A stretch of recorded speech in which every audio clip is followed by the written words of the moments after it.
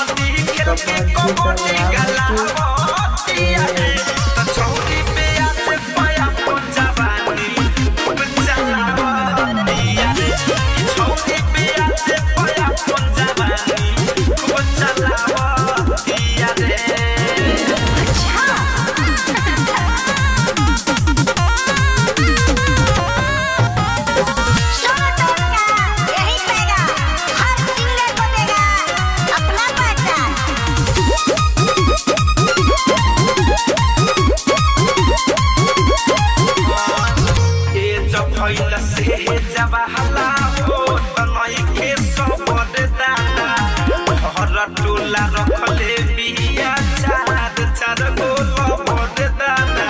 अरे चाचा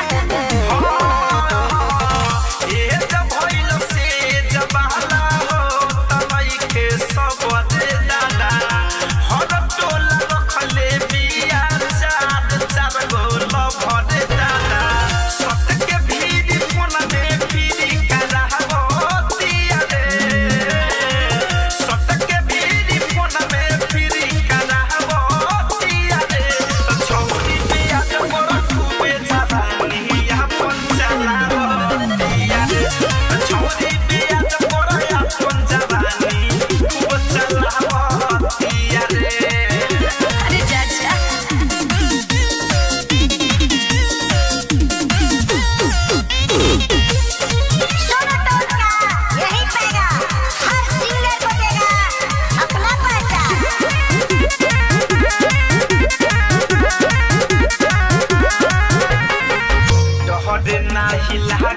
नाही लागे तनको लाजरे दादा, कहा माया काज कके मिलस याद दाजरे दादा।